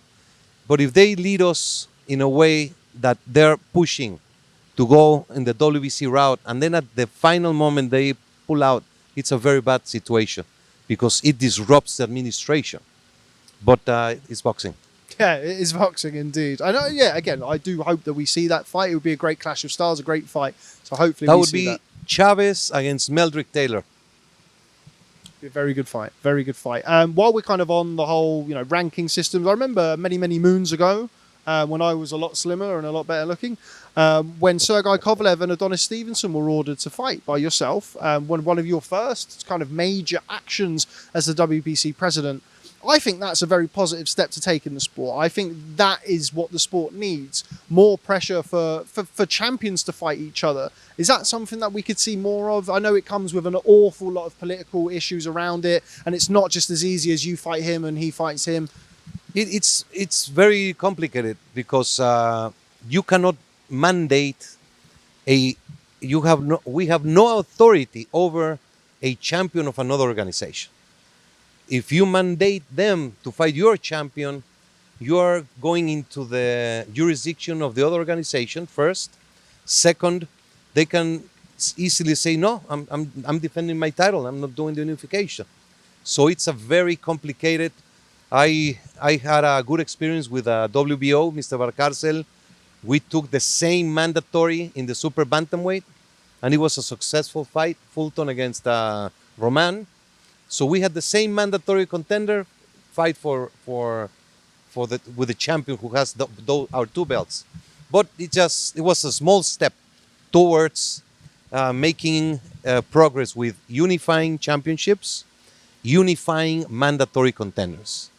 That type of, I guess, cross-governing body, cross-sanctioning body, cooperation. You mentioned there Paco Valcarcel, and I know that you do have, I guess, semi-regular meetings with the heads of the other sanctioning bodies. Can we expect to see more of that? Is that something that you push for as the president of the WBC, or is it something that is still in a very early process? No, I push it since day one. Back in 2014, we met in Cancun. Then we met in Dallas. And but it's difficult. Each organization has their own rules, its own agenda, its own operation. We operate in a very different way than all others, and they do different from us. And there's goodwill, but sometimes goodwill is not enough. You have to work hard and keep looking into one thing and focus it and make it happen. Similarly to me putting the pressure on the promoters to make that fight happen, I can then put the pressure on the sanctioning bodies to make sure that happens, right? Good. Please pressure us. I think it would be a positive step for the sport, and I think the more work that can be done to kind of alleviate look, we know boxing's a business. We know it's not going to ever be as simple as people just going, okay, you fight him and I don't worry about them. Oh yeah, okay, you go first. It's not going to happen that way. But the more we can see of that, it's going to be in the better interest of the sport, I believe. Absolutely. Moving on, super featherweight division. It was a real pleasure to be around Rey Vargas this week. I have no idea how he ever won a world title at super bantamweight, because he's like Fundora. He's like a mini Fundora. A really, really big man. And of course, he is seeking to go up in weight now at super featherweight against Oshaki Foster and fight for Shakur Stevenson's now vacated 130-pound title. A fantastic fight, a great clash of styles. And according to Richard Schaefer, a date has been locked in, or there's 2 dates in January for that fight to take place. Yeah, that's a tremendous fight. And it created a lot of movement in the other divisions. So Vargas fighting Oshaki Foster with the mandatories they will have. Then, may I go to the next? Or it's between super featherweight and kind of super bantamweight. It's all kind of linked, so we can discuss around that, because they're all linked. So being Vargas moving up, he will decide after the fight if he comes back down or stays up. We accepted an interim title between Figueroa and Fulton. It's a rematch. Fulton defeated Figueroa to win the super bantam. And now they're fighting at featherweight for an interim title, and then decide if he comes down or stays there. So good activity, very good activity in super bantam. We order a few elimination bouts. So I'm very satisfied in those 3 that we'll have lots of activity. With regards to the featherweight division, of course, you've got Figueroa versus Fulton. I mean, a fight that everybody was kind of discussing. I mean, there was a couple of fights. It was Stephen Fulton versus Naoya Inoue, who we'll come on to. Jeff Fennick there, Australian legend, trying to get hold of you. Yes. We'll get him back to you soon, Jeff. Please don't tell me off when I see you for stealing the president for a while. But with regards to the featherweight division, Stephen Fulton and Naoya Inoue was discussed at Super Bantam. Of course, Inoue has got the Paul Butler fight. Another fight was against Murajan Akhmadaliev for the undisputed title at Super Bantamweight. Have you had any sorry, I've been bitten by mosquitoes all week. They like my very pale English skin, I think. But have you had any indication from Stephen Fulton that, I mean, is he happy to go up to featherweight? Is it still a potential for him to stay at super bantamweight? No. Fulton is going to fight Figueroa in featherweight. And that's a done deal. It's a great fight. We accepted it. And we will see after the fight what he will do. Is that a disappointment? Not necessarily. The fight's a great fight. The first fight was a brilliant fight. I don't mean disappointment in the sense of the fight itself, but you've mentioned there about the lightweight division. We have an undisputed champion at lightweight, which is a great thing. Having an undisputed champion at super bantamweight would have also been a great thing, no? Of course, we always like the unify and undisputed champions, but there is no better fight than Fulton Figueroa. Super bantamweight, Azat Hovhannissian against Luis Neri, of course, a former WBC champion as well. That's a great fight and kicks off a 4-man box-off at super bantamweight to decide the next mandatory challenger there in that division. Another brilliant fight. Absolutely. Neri, former 2-time champion, now trying this weight. And it's going to be a tremendous fight. I'm very excited about it. We're getting there. We're at the bantamweight division. A certain Nonito Donaire, it's kind of the Peter Pan of boxing. I mean, every time you see him, he looks younger every time, and he dances more every time you see him as well. I mean, I don't know. He told me he could make super flyweight, and I looked at him and I thought, you can't make super flyweight at your age. And then I saw him dancing around and losing all of the weight, and I thought, yeah, he probably can. All he needs to do is go out for a few non-alcoholic drinks, of course, because he's a model professional. And then he could probably get down in weight a little bit more. But in all seriousness, a great fight between Nonito Donaire and Jason Maloney has been ordered. Jason Maloney, it told me it took him 2 days to get here, but he got the fight ordered that he came for, which is, of course, Nonito Donaire, the great champion Nonito Donaire. And provided that Naoya Inoue, after he fights Paul Budler, the winner of that fight, moves up in weight to super bantamweight, as Naoya Inoue has confirmed to the WBC, or has suggested that this may be his last fight before he moves up? It's a possibility, and we will wait until December 13. And if he moves up in weight, then that fight will be for the interim title. I mean, for the championship. So it's a great moment in the division. Inoue has a tremendous future. So just gonna get some water. Thank you so much. So it's a tremendous fight. And they did a face-off, a very exemplary face-off, because we are completely against the pushing and shoving and insulting. And these two kids were great to see them just do that with great honor. I'll do a little bit of talking now, Mauricio, to allow you to have your water. So yeah, it's great. I mean, Jason Maloney is. I think you probably struggle to find a fight between two nicer guys in boxing. Jason Maloney, a lovely young man, and Nonito Donaire, we all know about him over the years. Before we move past him, no, but we're always looking for a nice. There we go. If you're looking to sponsor ID Boxing, get in touch with myself or Mauricio Sulaiman. Don't be trying to pay us in ackee and saltfish, though, bro. But anyway, we're looking to move on. Nonito Donaire, while we kind of spoke about it earlier, he was somebody who sat up on stage and discussed, of course, clean boxing. Somebody who was the first person to be enrolled in 365 days a year VADA testing. He was the first to enter in that, and a great ambassador for the sport, the Filipino Flash. He's instant classic, Hall of Famer, great champion for so many years, and a role model outside. He was the first one to enroll in VADA voluntarily, and he believes in clean boxing, believes in fair play, has a beautiful family, beautiful marriage, and I cannot be more proud than Nonito. He's a great ambassador.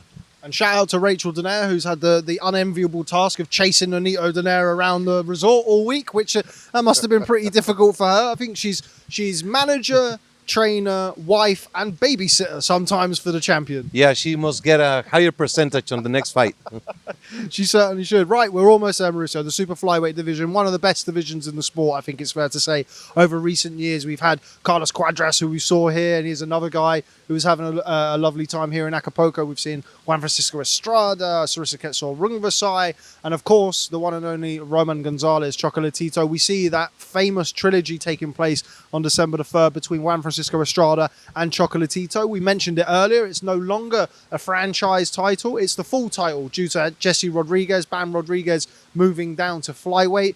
First and foremost, the first two were such brilliant fights that the third fight can't fail to be anything other than spectacular. It's impossible. It's impossible. There's no way it's not going to be a great fight. If it lasts 1 round or 12 rounds, it's going to be guaranteed entertainment. And that, the Superfly, it all began. Tom Loeffler put together the Superfly HBO. And we had Chocolatito, Carlos Cuadras, Rungvisai, Estrada. Between them, they fought 13 times each other. And one beat the other beat the other, the other beat the other. It was tremendous. Cuadras beat Rungvisai, and Rungvisai knocked out Chocolatito. Chocolatito beat Cuadras. It's a beautiful. It's going to be discussed 20, 30 years from now. They're going to be talking about this circle of fights. Bam Rodriguez came in very fresh, the future star of that sport. Defeated Cuadras and knocked out Rungvisai. Big statement. He did another defense, without a doubt, a fighter of the year candidate. for what he has done this year, moved down in weight. So we have this fight for the title, so I cannot wait. I think you make a very good point there about people discussing it in 20 or 30 years' time. I mean, we all know about the legendary stories of Hagler, Hearns, Duran, Leonard. Sorry, obviously, again, long week. I don't know how I forget Sugar Ray Leonard, but anyway. And I think like you have the four kings of that era, and now we've got kind of the four princes, I guess, the four little kings. I suppose. I mean, I wouldn't say that too much around Carlos Cuadras because I don't want him to. He looks like he can still do some damage, but yeah, brilliant for the sport, and four legends within their own rights. And if it is the last hurrah, the last one that we get between those guys, which it looks like it could well be the last time we see two of those four square off in the ring, then what a spectacle it's going to be on December the 3rd. That is it. You put it. There's no other word to add. This could be it, and whatever happens. Two legends are getting the best of each other, because it's the type of combinations that they match. When they fight each other, they match. The styles match perfectly. Down to the flyweight division. We're getting there, Mauricio. We're almost home. The cursed fight, I think it's fair to say, between Julio Cesar Martinez and McWilliams Arroyo. Suspended or delayed for the 157th time or whatever it's been. But yeah, in all seriousness, I mean, yeah, I'm tired of that fight being postponed, so I can only imagine how difficult it's been for you. Very difficult. I talked to the fighters. I talked to especially them and feel their frustration, their economy being hurt so badly. Whether it was COVID or the hand or the neck, it's just been endless. And there's a mandatory challenger, Ayala. Now he's screaming also. But when there's a medical situation, you cannot go over it. So let's see. Hopefully, after December the 3, we have clarity. How is Arroyo medically? And then just rule. But certainly, Ayala has had to be going into that mix very soon. Yeah, and again, it's kind of, as we've discussed with other divisions, when you have things like that, it does hold up the sport, and it's not good for anybody, and I'm sure makes your job much more difficult when you have to satisfy a mandatory challenger here, and he was next tonight, we had a head clash, and we need to do it again, and that must make your life much more difficult. It is. I've had phone calls from Margaret Goodman for a fight, adverse finding. Or calls of injury, or, for example, Carlos Adames, who was here, sensational. He's the interim champion. 10 days before the fight, his son died. His daughter died. New birth. And he couldn't go home to be with them, with his wife. Those are the tragic moments that happen so often in boxers that nobody understands, nobody knows. And many times nobody cares, because if a fighter does not perform at the level expected, we are very harsh on them. But boxing is a very complicated sport for the human beings. When they have to be away from home for camp, when they have to lose weight, they have to prepare, they have to completely be in a different mode, and then suffer so many things away. But it's a great sport, and I love it. It certainly is a great sport, and you make a good point there about, I think because boxers are such warriors, gladiators, we kind of put them on this pedestal and don't realise sometimes that they are humans with human emotions, with very real situations, with families, and, hearts go out to Carlos Adames and his family and any other fighter who is, fighting a different battle away from the ring, should we say, Mauricio. Down into the light flyweight division a couple of weeks ago, there's, very few things please me more, because I'm used to, Mauricio, staying up till 5 o'clock in the morning, 6 o'clock in the morning, every Saturday for the last, 15 years, maybe 10, 15 years, watching boxing and... But nothing pleases me more than Japanese boxing, because it's on at like 11 o'clock in the morning. I can do it at work. I can put my feet up. I be in the office. It's brilliant. And we saw Kenshiro Taraji with a brilliant win over Hiroto Kayaguchi. A sensational stoppage performance. I know you would have watched the fight, and a magnificent win, and a new WBC champion down at light flyweight. No. The WBC defeated the WBA. A good win from the WBC over the WBA. I mean, it's been a long week. Forgive me. You were too late watching the fight. Great performance. Kenshiro Teraji, the fifth round, maybe the round of the year. That was an amazing round. Amazing round, both. Yeah, because Kenshiro beat Yabuki, didn't he, and got the title back. It's been a long week, guys. Come on, give me. Give him some break. I usually get my. So that's what I'm used to watching at 5 o'clock in the morning. That's when I'm at my best, my most concentrated. But you know, I'm surprised. I must say how knowledgeable you are. I must praise you because, of course, I know this is the WBC, but the way you have gone division through division is unbelievable. Congratulations. Thank you. Thank you very much, Mauricio. It's my life. I love boxing just as much as you do. I know it's a part of your livelihood and it's part of your family and for generations, but I have my family and I have boxing. They're the things that that mean the most to me, and I hope that people watching here and you know, it means a lot to me that you would have said that, and I think, you know, hopefully people watching this understand that, you know, I sacrificed my looks, my health. You're still good looking. You're okay. To give you all the best coverage possible. So thank you very much. Thank you. But Teraji has been ordered to do the mandatory with Budler from South Africa. And in the strawweight division, we have a great champion in Thailand. And we are looking to try to do unifications. A final elimination was ordered, but he's a great champion, unknown to the world, but he's spectacular. Do you want to have a go at pronouncing his name? Pretzbody.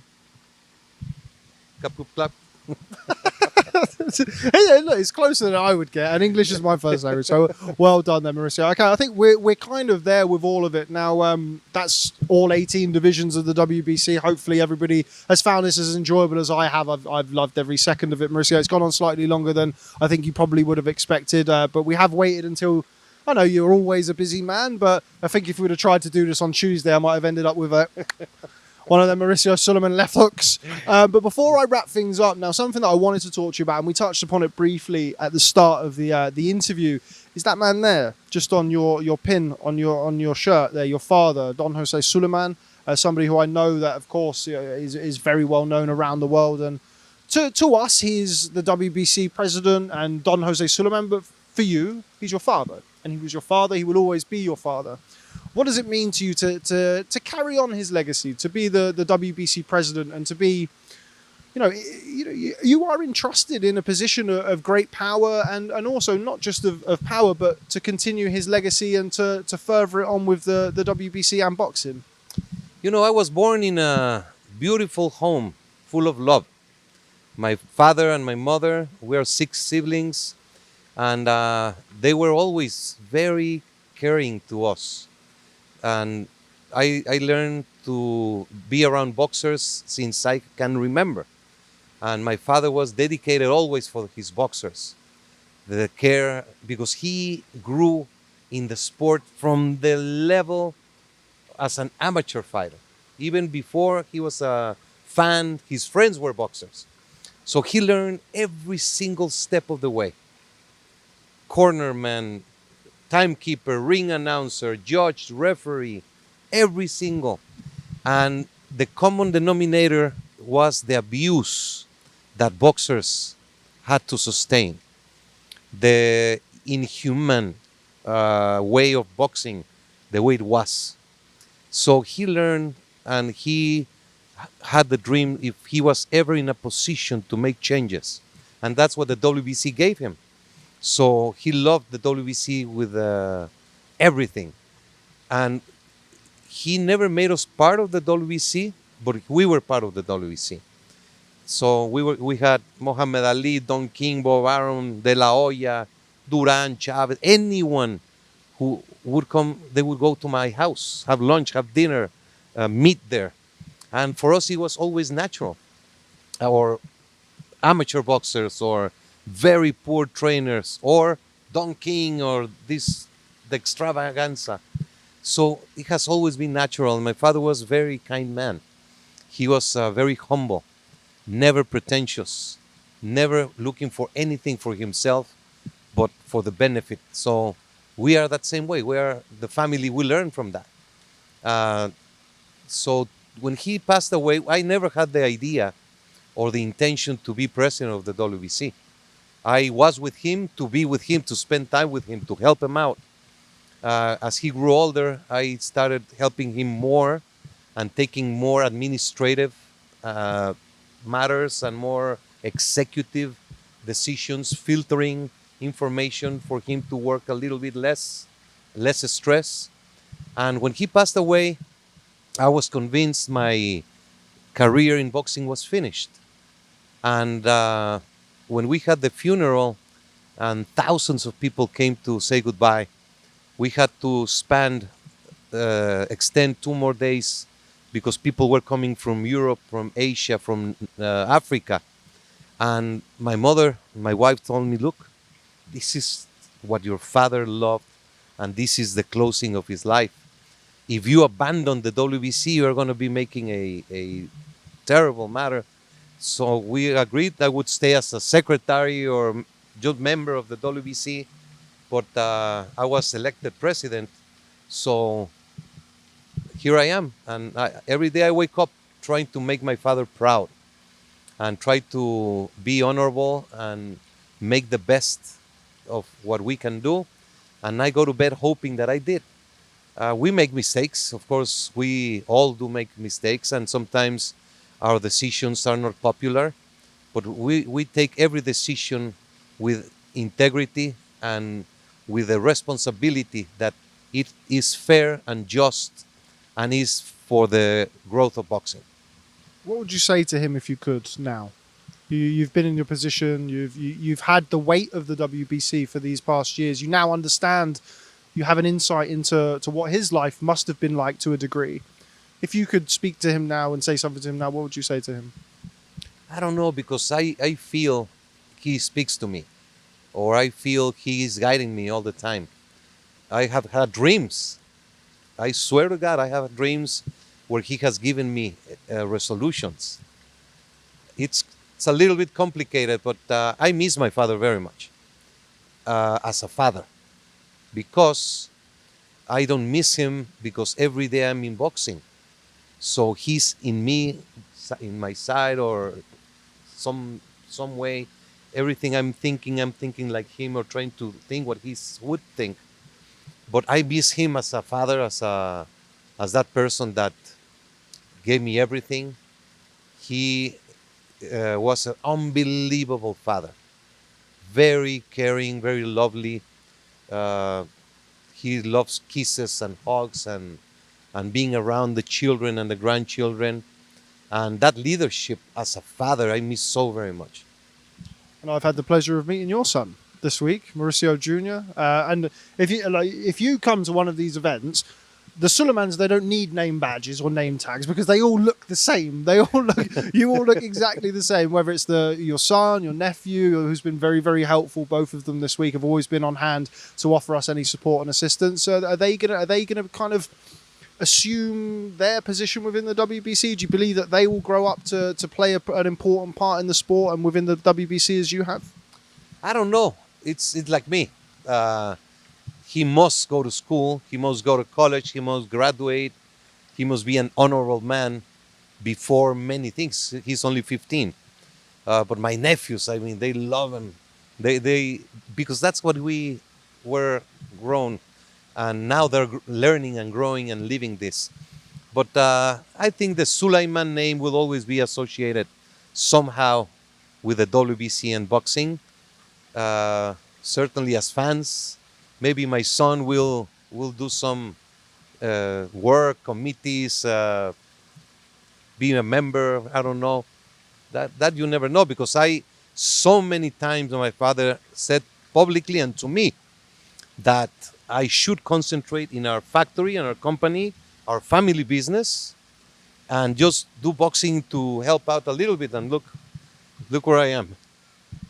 Absolutely, look where you are, and I think that's probably a good time to end it here. It's been a marathon interview at the end of a marathon week. Thank you so much for having myself and my team, Ben, Jordan, Kieran, and Jeremy, here on behalf of ID Boxing. It's been a real pleasure to work with the WBC this week and experience the WBC convention. My first convention, hopefully not my last. I'll be back here next year. I'll be looking forward to Jose Luis Castillo again singing Mexican, even though I don't understand what he's singing. I think it's fantastic.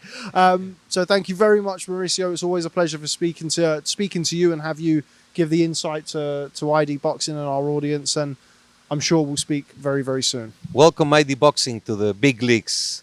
I've been following, and you are it. I'm so surprised, and I'm not saying this. I've seen you all guys being here with this beautiful weather. At least you are wearing shorts and not pants like me, but you not have gone 1 second into the pool. I'm not taking. Look at you. You're all white. I haven't put suntan lotion on once all week. I don't even have any suntan lotion. And this is what work means. And whoever is in your team has to be very proud. I'm very proud of my staff. They all went home today in a bus. Nobody took a second in the pool. But the pride that we have from what we accomplished, and you have to feel that same pride because I've seen what you worked on. I appreciate very much the work. Thank you very much, Mauricio. We've got a long way to go yet. We're just getting started. So stay tuned to ID Boxing for more boxing content. From me, Rob Tebbutt, from him, Mauricio Sulaiman. That's a wrap from Acapulco. We'll see you next time. Adios.